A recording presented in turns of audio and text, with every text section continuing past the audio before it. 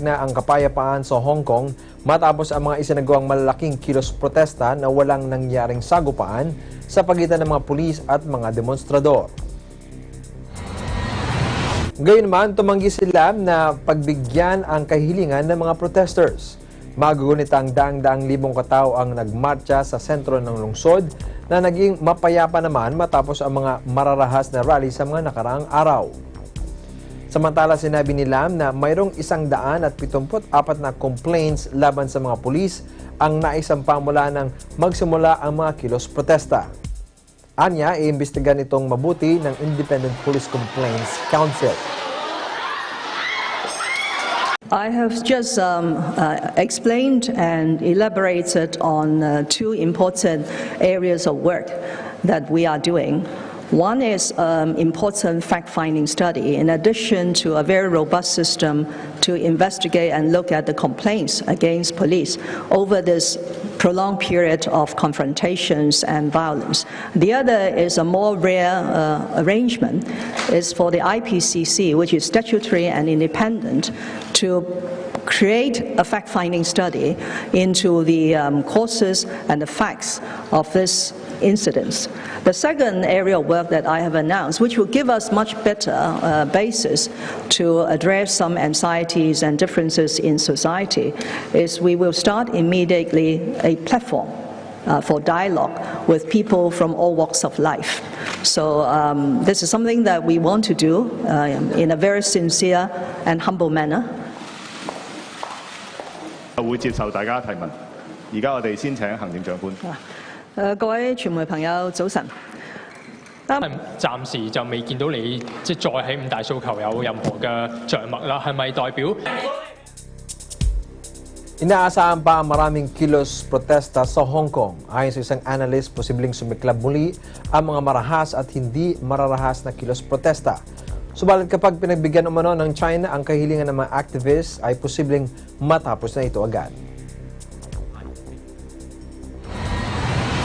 In a way, it sent a crystal clear to Beijing that any attempt by Beijing or Hong Kong SL government trying to weigh it out to exhaust the movement as time goes by may fail. Both the non-violent and violent resistance will continue, okay, until Beijing can really decide whether it wants to have a dangerous crackdown which will lead to a lose-lose situation for all stakeholders, or whether Beijing is willing to concede more. If Beijing is willing to concede more on 2 to 3 major demands of the 5 demands, I think the momentum of the movement will be with her.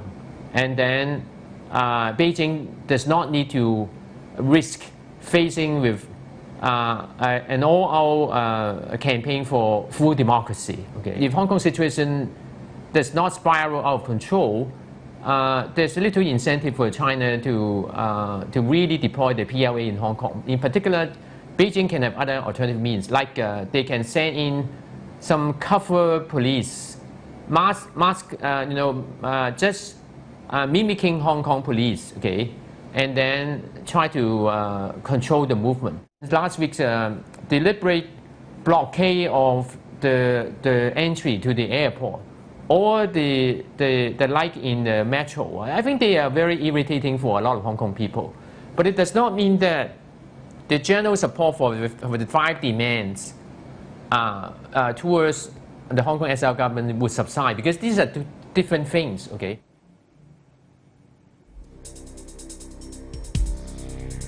Nagbabala si US President Donald Trump sa China na makakapinsala sa trade talks sa pagitan ng dalawang bansa kung ipatutupad din ng Beijing ang Tiananmen Square style na crackdown laban sa mga Hong Kong protesters. Sinabi ni President Trump na mahihirapan silang makipagnegosasyon sa China kung mangyayari muli ang insidente na katulad sa nangyaring karahasan sa Tiananmen Square.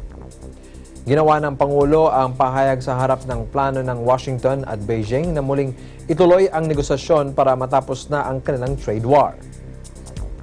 I think it would be very hard to deal if they do violence. I mean, if it's another Tiananmen Square, I think it's a very hard thing to do if there's violence. And, you know, that I'm president, but that's a little beyond me because I think there'd be, I think there'd be tremendous political sentiment not to do something.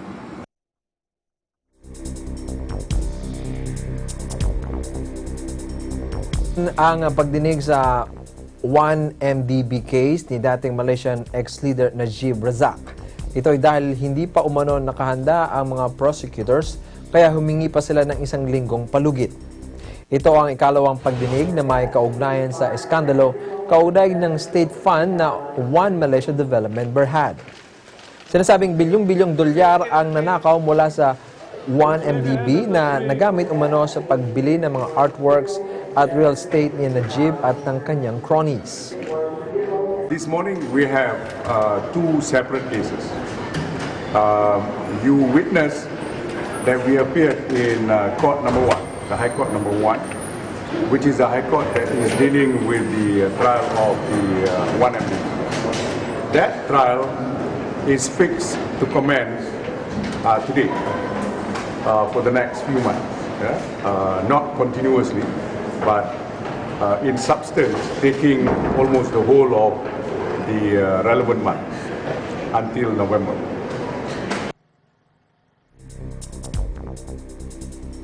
Bibisita si Prime Minister Boris Johnson sa mga European capitals sa linggong ito. Ito ang unang overseas trip ng British leader na naglalayong isulong ang hangarin ng kanyang gobyerno na lisanin na ang EU membership. Kinumpirma ng tanggapan ni Prime Minister Johnson na magtutungo siya sa Berlin sa Miyerkules para makipagpulong kay German Chancellor Angela Merkel. Pagkatapos ito ay magtutungo naman ang British leader sa Paris para naman sa kanilang pagpupulong ni French President Emmanuel Macron sa harap na rin ng pangamba ng no-deal Brexit. Gagawin ang mga pagpupulong bago ang 2 araw ng G7 Summit sa Sabado na gagawin sa southern French resort na Biarritz. Naasaang isusulong ng British Prime Minister ang mga bagong negosasyon para sa Brexit. Nakatagdang lumisan ang Britanya sa EU sa Oktubre at 31.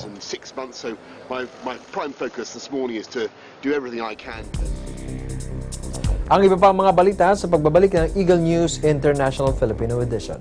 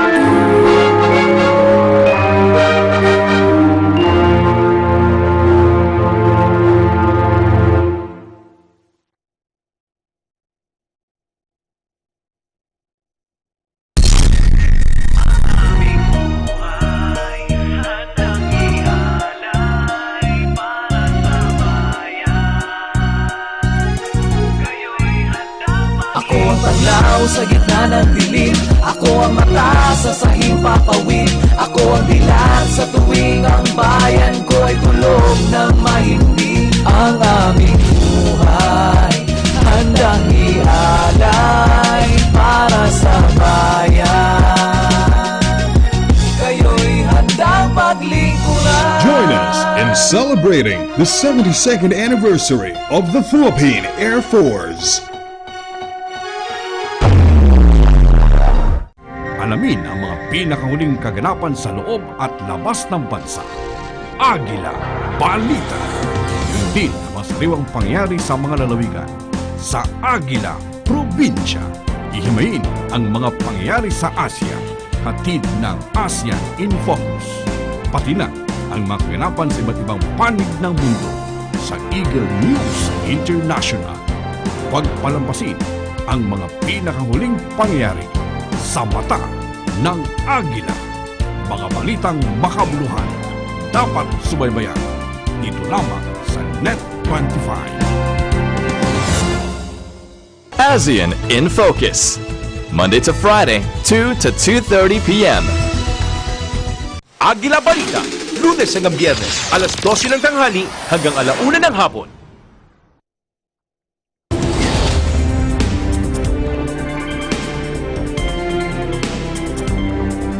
Nauwi sa trahedya at pagluluksa ang dapat sanay masayang selebrasyon ang pag-atake ng isang Islamic State suicide bomber sa isang kasalan sa Kabul, Afghanistan. 63 katao ang napatay sa pagsabog na nangyari sa West Kabul.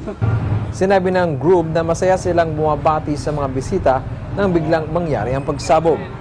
Labis namang nalungkot ang kanilang pamilya at ang kanyang asawa sa pangyayari.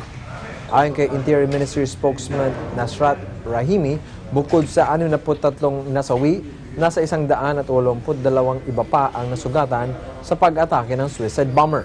Tinawag naman ni Afghan President Ashraf Ghani na barbaric ang pag-atake habang inilarawan ito ni Afghanistan Chief Executive Abdullah bilang crime against humanity.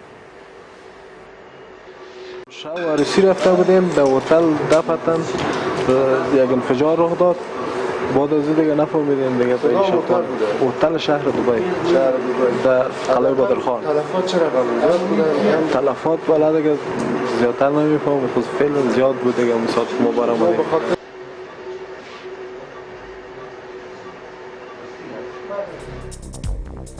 Natagpuan na ang katawan ng French hiker na 9 na araw nang nawawala sa timugang bahagi ng Naples, Italy. Ayon sa local Italian authorities, natagpuan ang bangkay ni Simon Gauthier na bahagi ng Sapri malapit sa Belvedere di Giolandre. Una nito humingi ng saklolo ang 27 anyos na hiker noong Agosto 9 matapos itong mahulog sa bangin at nabali ang kanyang dalawang paa. Gayunman, hindi niya matukoy ang kanyang lokasyon kaya nahirapan siyang hanapin ng mga rescuers. Ci diceva di andare a sinistra, ma era chiuso, c'era tipo un muro, giusto? Kapwa ipinahayag na Greenland Prime Minister Kim Kielsen at Danish Prime Minister Mette Frederiksen na ang Greenland na isang self-governing part ng Denmark ay hindi for sale. Ginawa ng dalawang opisyal ang pahayag matapos kumpirmahin ni US President Donald Trump ang kanyang interes na bilhin ng isla. Grønland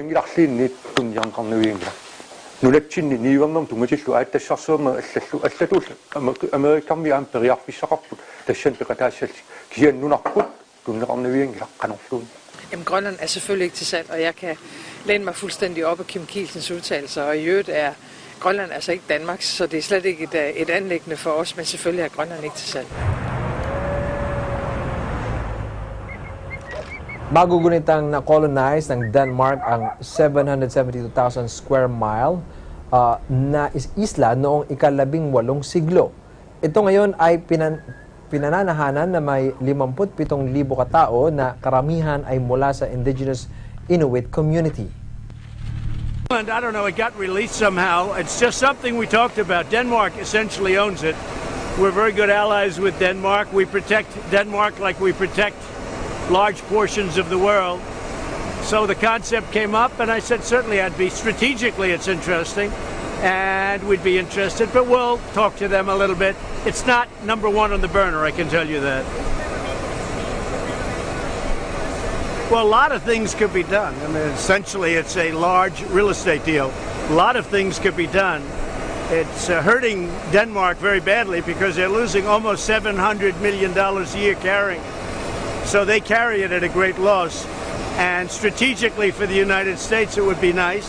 And we're a big ally of Denmark, and we help Denmark, and we protect Denmark, and we will.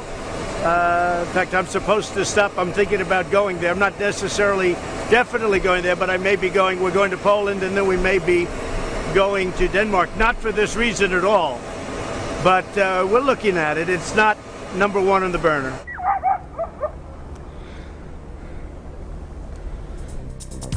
Mahigit na sa 471 hektarya ng kagubatan, taniman at grassland sa Bolivia ang napinsala ng wildfires. Ayon sa mga opisyal, malapit na ring umabot sa border ng Paraguay ang sunog. Pinangangambahan ang lalo pang lalawak ang pinsala ng sunog dahil sa malalakas na hangin at dry weather. Panoorin natin ito.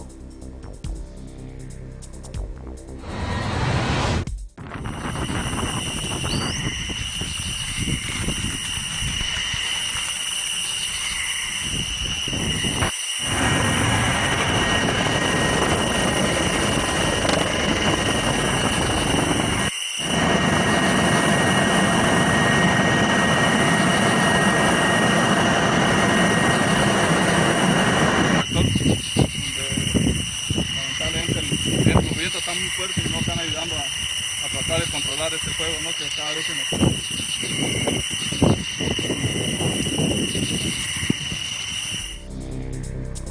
Patuloy ang ginagawang pagkapula ng mga firefighters sa wildfire sa isla ng Evia sa Greece. 4 na araw na ang sunog na sumalanta sa pine forest at pinangangamahan ng umabot hanggang sa mga village. Ayon sa fire department, nasa 400 firefighters, 100 sasakyan at 4 na helicopters ang ginagamit para maapula ang sunog. 2 water bombers mula sa Italy at 1 mula sa Espanya ang tumutulong para mapatay ang sunog. Sinabi naman ni Civil Protection Spokesman Spiros Giorgio na patuloy ang kanilang ginagawang monitoring sa iba pang lugar para maagapan kung may sumiklab pang sunog. Ayon naman sa state agency ANA, nasa 2,400 hektare na ang nasusunog at nasa 1,000 hektare ang dense pine forest. Samantala, 3 lalaki na ang naaresto dahil sa suspetsang sila ang nasa likod ng pagsiklab ng sunog sa Philippines Peninsula. Πίστευαν ότι δεν είναι έτσι, δεν είναι τόσο ανεξέλεγκτοι. Τελικά τους πέρασε μέσα από τα πόδια η φωτιά και πήγε και στο απέναντι βουνό.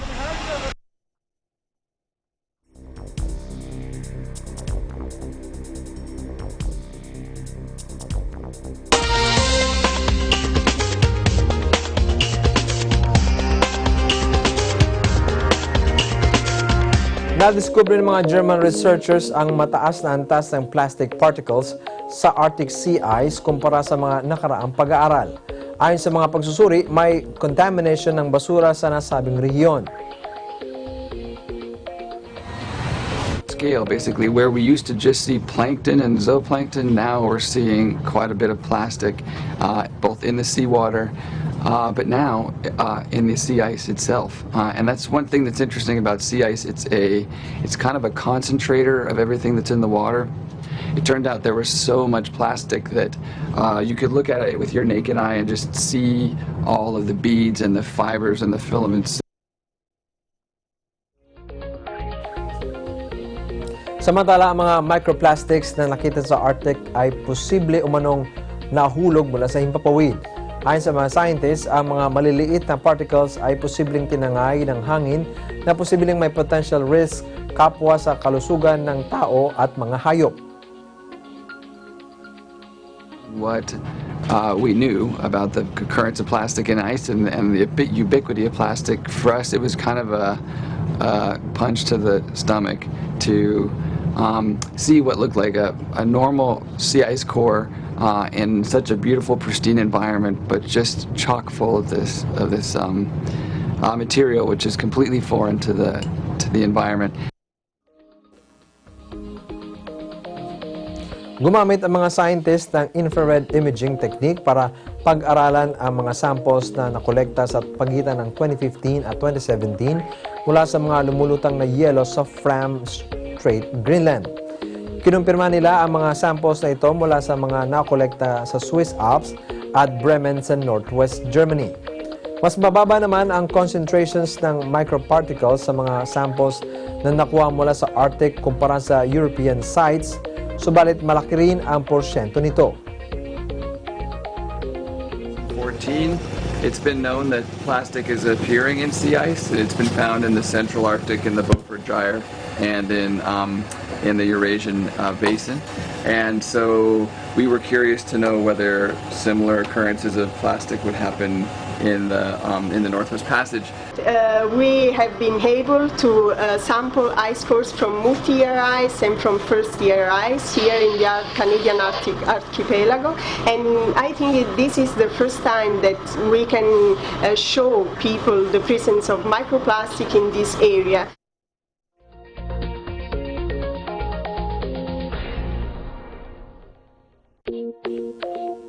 Sinisikap ng iba't ibang gobyerno sa mundo na matugunan ang problema sa single-use plastic.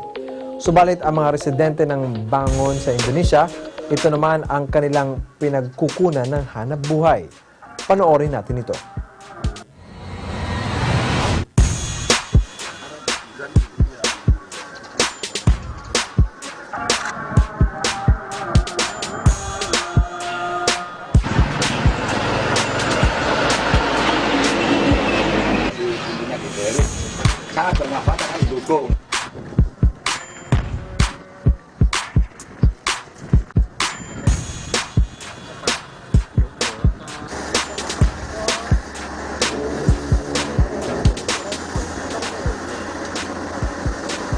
Makanya harapan kami warga sini, pemerintah itu harus turun tangan. Apa yang kurang betul, mohon dibetulkan, dibina. Jangan sampai sampah ini ditutup. Soalnya apa? Di sini sudah keluar semboyan. Kalau sampah ditutup, tidak cara penghabisan di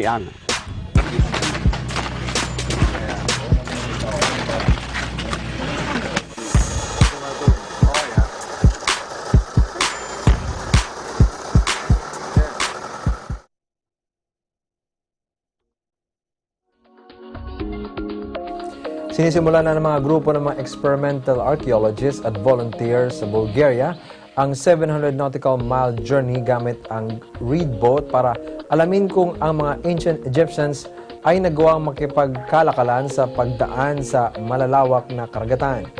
Susundan naman ito ang mga ancient trade routes. Tunghayan natin ito.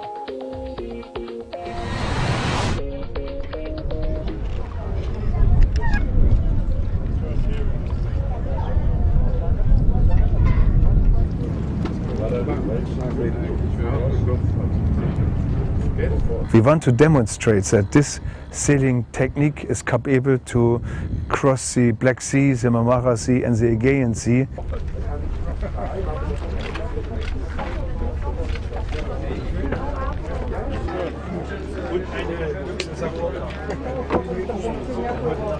Our biggest challenge is not a storm on the Black Sea.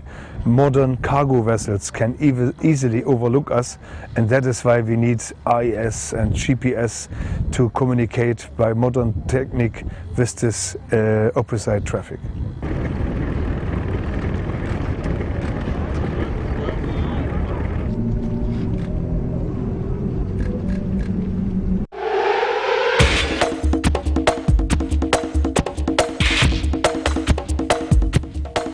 Patuloy ang paglaganap ng popularidad ng eSports sa iba't ibang panig ng mundo.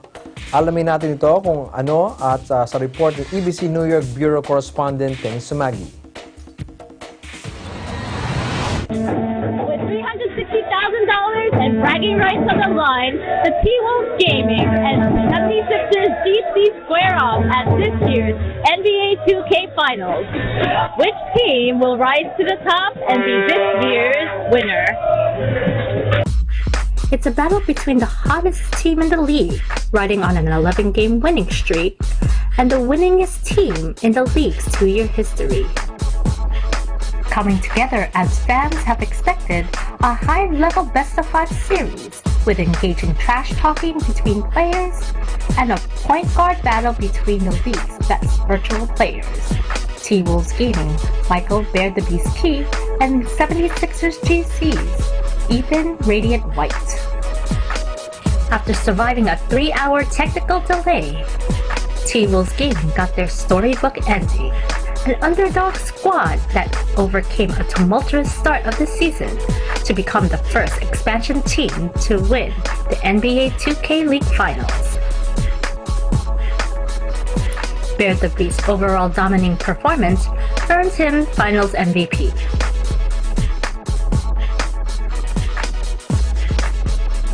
Thought I was playing. y'all must thought I was playing. These ain't laughing giggles. They got 360K on the line. I want to go get that bag. You heard? We ain't playing no games, but we was down. We was down and out, 1-3. They was punching us. They was kicking us. They was saying we ain't gonna get up. We fight, baby. We got heart. That last game right there, that's who we are. We'll go get it out the mud. Them boys playing defense. We saying all game long. Feast don't never talk. Feast, hey, I'm here. Y'all better do some offense. I'm here. Turn up, B. I'm here. Y'all better do something. I'm here. All game long. We ain't got it out the mud. That's us right there. I couldn't ask for a better game 5. I ain't really have to do nothing with these dogs on my team. You hear me? Signing off from the NBA 2K League studios in Long Island City, I'm Tenny Samagi, 1/25.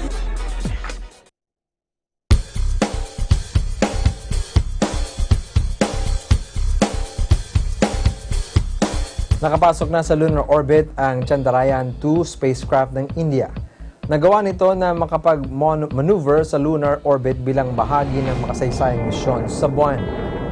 Matapos ang 4 na linggong paglalakbay sa kalawakan, nagawa ng spacecraft na marating ang lunar orbit batay sa schedule na itinakda ng Indian Space Research Organization. Lumipad ang nasabing spacecraft mula sa Sriharikota sa southern India. Ito ay 100% Indian rocket na tinawag na Chandrayaan-2 na nangangahulugan ng lunar vehicle. Target itong makapasok sa South Pole ng buwan. Naasaang makakarating ito sa buwan sa unang bahagi ng Setyembre 2019 matapos ang 3,800,000 km voyage. Maasa naman ang India na may sasagawa ang unang manned mission to space sa taong 2022.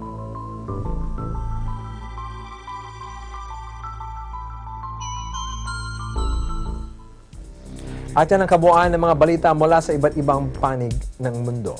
Ito ang Eagle News International Filipino Edition. Sa pangalan ng mga bubo sa Eagle News Service, ako po si Ben Bernaldez and I am 1/25. Susunod ang Agilang Balita.